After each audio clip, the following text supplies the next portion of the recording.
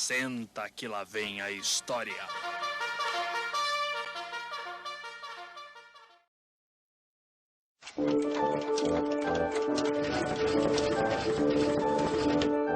Grandes civilizações.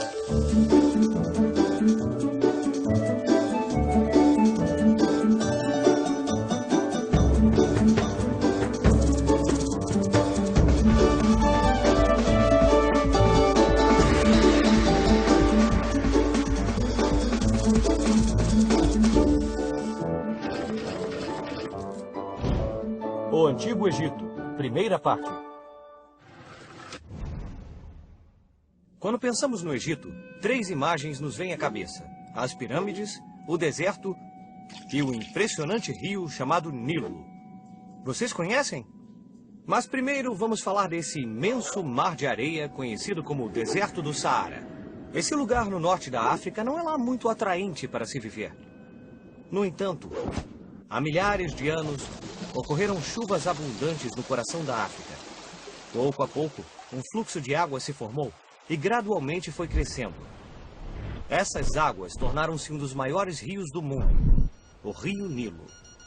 Muitas populações se instalaram às margens desse rio, mas viver perto do Nilo tinha seus altos e baixos. Na estação chuvosa, as águas subiam tanto que todas as terras ao redor ficavam inundadas. Mas quando as águas baixavam, a terra tornava-se ideal para a agricultura, pois o solo ficava muito mais fértil. Há milhares de anos, os povos nômades começaram a se fixar e a construir casas ao redor do Nilo. Assim nasceu o Antigo Egito.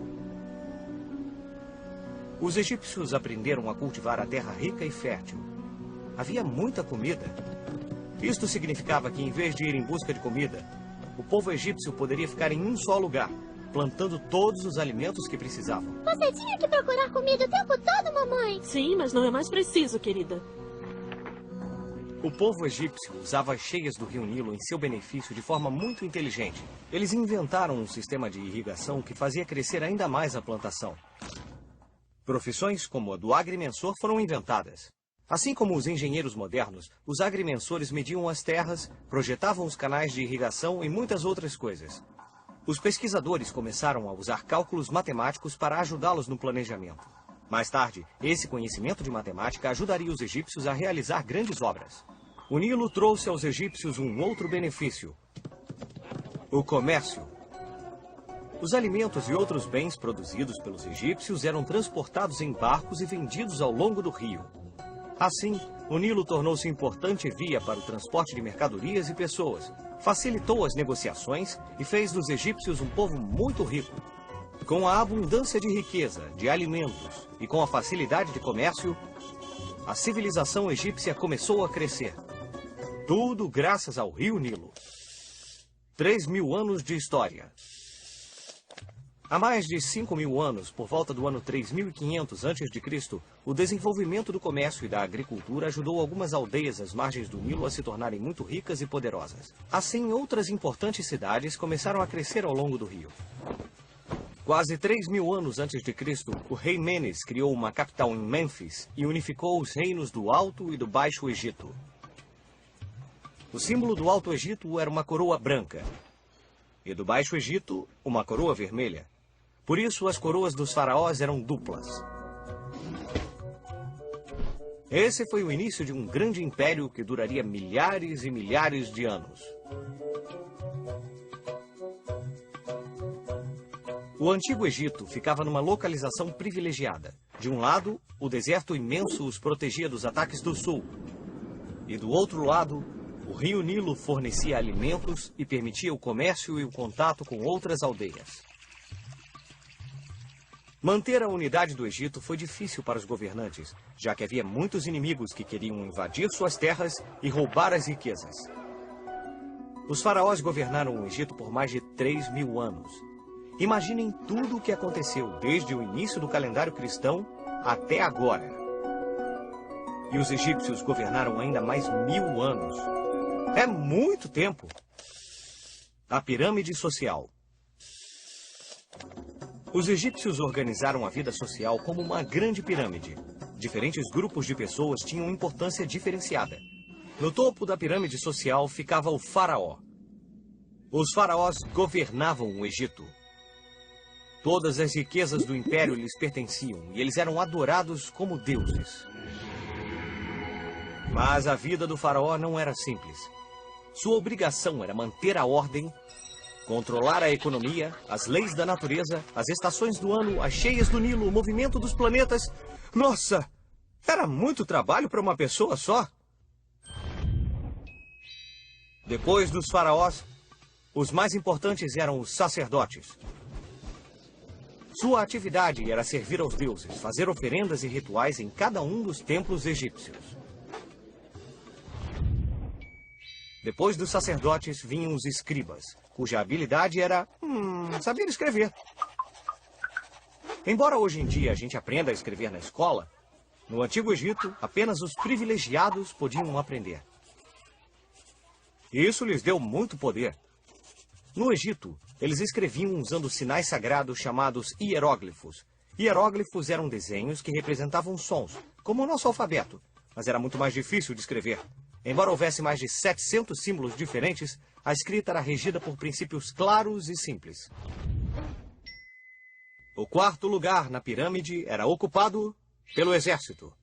Os soldados são encarregados de proteger o Império Egípcio. O Egito era tão rico que muitos povos quiseram conquistá-lo e tomar suas riquezas. Depois de tantas batalhas, o exército egípcio aperfeiçoou suas técnicas e se tornou muito poderoso. Agora que nós somos poderosos, nós podemos atacá-los! É uma ótima ideia! E assim, o exército egípcio partiu para a conquista de outros territórios a leste e ao sul. Poderíamos pensar que depois de tantos combates, em tempos pacíficos o exército descansava. Mas no Antigo Egito, sempre havia alguma coisa para fazer. Os militares, quando não estavam em combate, dedicavam-se a tarefas como escavar canais de irrigação ou transportar blocos de pedra para a construção de grandes pirâmides. Finalmente, na base da pirâmide estavam os comerciantes e os artesãos. Abaixo deles, os camponeses. E por último, bem lá no fundo mesmo, os escravos, que sustentavam toda a pirâmide social. Obras colossais.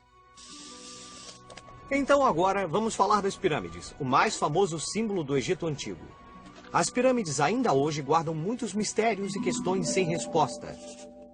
Mesmo os engenheiros modernos têm dificuldade para entender como elas foram construídas.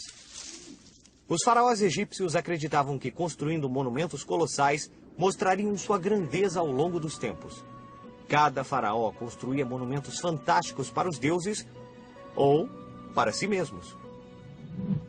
Pensem no templo de Karnak, por exemplo. Composto de 3 santuários, é um dos mais antigos e maiores complexos religiosos do mundo.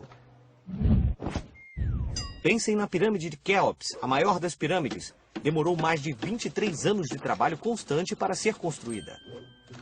As pirâmides eram grandes túmulos construídos para os faraós e eram cheias de objetos valiosos. Isso porque os egípcios pensavam que após a morte encontrariam o deus Osíris, então podiam levar qualquer coisa do mundo material. Assim, muitos faraós decidiram estar bem preparados para esse encontro. Levavam sempre muitos tesouros com eles, porque quanto mais oferecessem a Osíris, mais receberiam na vida após a morte. Vamos usar nossa bússola do tempo para ver o que estava acontecendo nos outros lugares do mundo nessa mesma época. O que estava acontecendo em outras partes do mundo enquanto os egípcios construíam as pirâmides? No Vale do Indo, a quase 4.000 quilômetros do Egito, 2 grandes civilizações, nomeadas Harappa e Mohenjo-Daro, dominavam a maior área de todas as civilizações na época. Mais de 1 milhão de quilômetros quadrados. E assim como as águas do rio Nilo levaram o Egito Antigo ao desenvolvimento, as águas do rio Indo também foram vitais para essas 2 cidades. Porque assim como o Nilo, o rio Indo subia uma vez por ano e deixava as terras às suas margens mais férteis. E assim os povos que viviam nesses vales acumularam grande riqueza, tornando-se pioneiros no comércio de artigos de luxo, tais como pedras preciosas e animais exóticos. Vestígios desses comerciantes foram encontrados em lugares tão distantes quanto a Mesopotâmia. Quer dizer que esses comerciantes antigos viajavam para tão longe? Parece que sim. E não é só isso. Vestígios da cultura Harappa também foram encontrados no Irã e na costa oeste da Península Arábica. Na segunda parte do episódio sobre essa apaixonante civilização, nenhum segredo do Antigo Egito que nos foi revelado é tão assustador quanto o da maldição de Tutankhamon. Quando a tumba de Tutankhamon foi aberta em 1922, todos ignoraram os avisos sobre a maldição. Ao longo dos anos, várias mortes misteriosas aconteceram com quem estava lá no dia da descoberta. Desde então, fala-se sobre a maldição de Tutankhamon.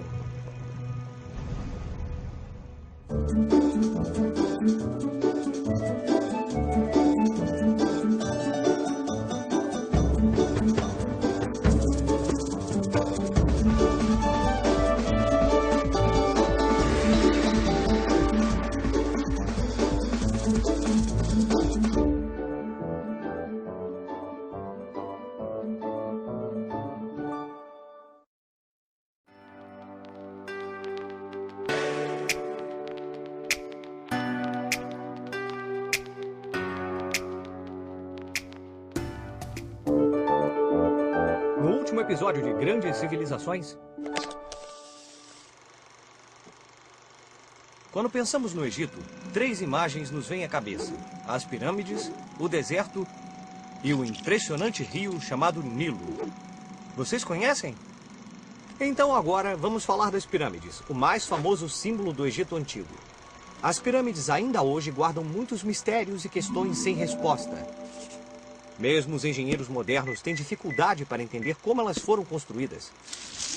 Os faraós egípcios acreditavam que construindo monumentos colossais mostrariam sua grandeza ao longo dos tempos.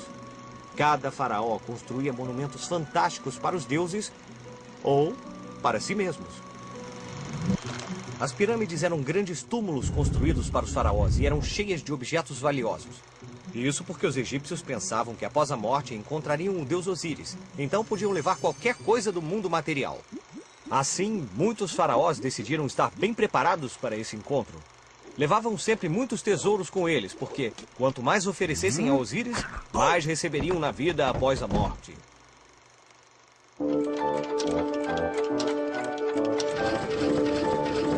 Grandes Civilizações.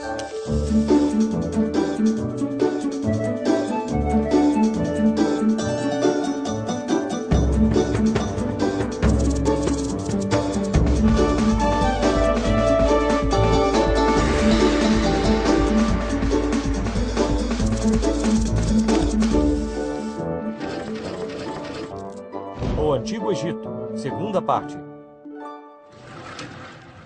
A arte do Egito Antigo tem características muito particulares, diferentes de qualquer outra cultura no mundo. Os antigos egípcios produziram trabalhos que são estimados até hoje. Esses artistas possuíam um modo particular de representar a vida. Não era a beleza que importava, mas a perfeição do detalhe. Crie seu próprio egípcio. A arte egípcia é conhecida por sempre ter os personagens desenhados em pé e de lado. Os antigos egípcios tinham regras específicas para a representação de diferentes partes do corpo. Por exemplo, as cabeças humanas podem ser facilmente observadas e reproduzidas de perfil. Então os egípcios sempre as pintavam dessa maneira. Ou dessa. Mas os olhos estavam bem representados, como se o personagem estivesse de frente olhando para nós. Digamos que os olhos olhavam para frente e uma cabeça ficava de lado. Um outro exemplo era o busto e os ombros, que eram reproduzidos muito melhor de frente. Já os braços e as pernas, para dar sensação de movimento, eram melhor representados de lado. Essa forma de representar as figuras humanas através de diferentes ângulos dava-lhes uma aparência achatada e retorcida, como se tivessem sido atropeladas. Finalmente, vamos dar uma olhada no faraó. Não, ele não mede 30 metros. Quanto mais importante era uma pessoa na sociedade egípcia, maior era representada pela arte. Então, por isso, o faraó era maior. A ciência. Os antigos egípcios foram grandes astrônomos e cientistas. Na verdade, eles criaram um calendário de 365 dias e cada dia dividido em 24 horas. Esse é o mesmo calendário que utilizamos hoje para saber em que dia da semana estamos, ou para ver quando começam as férias. Dentre todos os cientistas do Império Egípcio, um ganhou destaque, e é conhecido ainda hoje. Imhotep, o sábio. Imhotep foi fundador da medicina egípcia, bem como o sacerdote supremo e vizir do faraó Djoser Netcheriket, para quem desenhou a primeira pirâmide.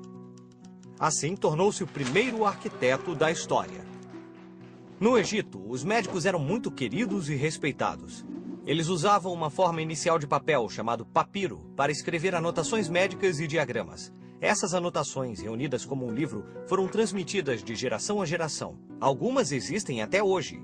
Graças a esses papiros, sabemos que os egípcios já tinham médicos especialistas que tratavam da pele, dos ossos, dos dentes e do coração, assim como nós temos hoje. Os antigos egípcios também conheciam muito bem o corpo humano e utilizavam centenas de fórmulas para fabricar medicamentos para tratar de qualquer tipo de doença. Para os pacientes muito doentes, os egípcios tinham muitos instrumentos para realizar cirurgias. Os médicos egípcios cuidavam dos doentes, mas também cuidavam dos mortos. Afinal, inventaram as mumificações, muito importantes na cultura egípcia. Diversos estudos sobre o Egito Antigo ainda são realizados com essas múmias. A egiptologia. Soldados, séculos de história nos contemplam. Foi o que Napoleão disse às tropas aos pés das pirâmides. Isso aconteceu quando esse grande militar desembarcou no Egito em 1798. Ele não estava interessado somente na localização estratégica do Egito, mas também nos tesouros que ali se escondiam. Por isso, além de soldados e armas, Napoleão também trouxe da França alguns cientistas para estudar o Antigo Egito. Esse estudo foi nomeado Egiptologia. Essa nova ciência deu seu primeiro passo importante quando um oficial francês chamado Bouchard encontrou uma pedra escura esculpida, chamada mais tarde de Pedra de Roseta. Essa pedra continha sinais cravados que compunham um texto escrito em 3 línguas: grego, demótico e hieróglifo. Essa pedra era a chave para desvendar muitos dos mistérios do Antigo Egito. Após muitos anos de estudo da pedra, Jean-François Champollion finalmente decifrou os hieróglifos e afirmou que cada signo correspondia a um som. Assim, hieróglifos egípcios puderam ser traduzidos pela primeira vez. Finalmente consegui traduzir os hieróglifos! Após muitos anos de estudo, Champollion finalmente pôde descansar. Essa descoberta sobre os hieróglifos logo serviu para decifrar a localização da tumba de Tutankhamon. Esse jovem faraó morreu aos 18 anos. Em 1922, Howard Carter encontrou sua tumba, mais de 3.000 anos após sua morte. Os túmulos dos faraós muitas vezes tinham avisos e maldições escritas nas paredes, mas Howard Carter e sua equipe ignoraram as advertências para o bem da ciência. Mas então, houve um apagão no Cairo. E ao longo dos anos, várias mortes misteriosas aconteceram com quem estava lá no dia da descoberta. Desde então, fala-se sobre a maldição de Tutankhamon. E todo aquele que visitasse a tumba de Tutankhamon seria vítima dela. Hoje, no entanto, muitas pessoas visitam o túmulo e ninguém realmente se preocupa com a maldição. Bem, quase ninguém. O fim do Império Egípcio. Assim como diz o ditado, juntos venceremos, divididos cairemos, com o passar dos séculos, o poder dos faraós egípcios começou a diminuir por conta de várias disputas internas. Como resultado, os egípcios foram sendo dominados por poderosos impérios vizinhos. Primeiro pelos persas, depois pelos macedônios e em seguida pelos romanos. Cleópatra foi a última faraó do Egito Antigo. Dizem que nenhum homem poderia resistir à sua beleza extraordinária, que se tornou lendária. Marco Antônio era um poderoso general romano que ficou fascinado por Cleópatra. Ela acreditava que o amor deles traria de volta o esplendor do Egito. Marco Antônio e Cleópatra estavam em guerra contra o imperador romano Otaviano. Mas Marco Antônio e Cleópatra perderam a batalha, deixando o que restava do Egito nas mãos de Otaviano e do Império Romano. Apesar dos milhares de anos que se passaram, A influência da civilização egípcia ainda permanece viva entre nós e seus monumentos colossais nos fazem lembrar de sua grandeza e majestade. Vamos usar nossa bússola do tempo para ver o que estava acontecendo nos outros lugares do mundo nessa mesma época. O que estava acontecendo no Oriente Médio enquanto Marco Antônio e Cleópatra perderam a batalha contra Otaviano? Essa batalha aconteceu no ano 29 antes do nascimento de Cristo. Naquele momento, os romanos não somente dominavam o Egito, como também oprimiam muitos outros povos que viviam ao longo do mar Mediterrâneo. Por exemplo, um dos reis que serviam aos romanos era Herodes, o grande soberano da Judéia. Herodes não era muito popular entre os judeus porque era cruel e impiedoso e vivia aterrorizado em pensar que alguém poderia roubar-lhe o poder. Nem sequer confiava em seus parentes mais próximos. Durante seu reinado, mandou matar muitos membros de sua própria família para que nenhum deles roubasse seu trono. De acordo com a crença cristã, Herodes recebeu a visita dos 3 reis magos. Eles disseram que estavam procurando o novo rei dos judeus, que, segundo as profecias, acabara de nascer em Belém. Herodes os deixou partir e logo mandou matar todas as crianças menores de 2 anos. Porém, José e Maria fugiram para o Egito, com Jesus ainda bebê, e escaparam da ira de Herodes. Então, o próprio Jesus Cristo viveu no Egito? Isso aí. Os cristãos acreditam que Jesus passou a infância no Egito e anos depois voltou à Judéia para pregar que o amor e a tolerância eram um caminho para alcançar o reino dos céus. Com essas ideias, Jesus criou uma nova religião que atraiu tantos seguidores e mudou o rumo da história ocidental.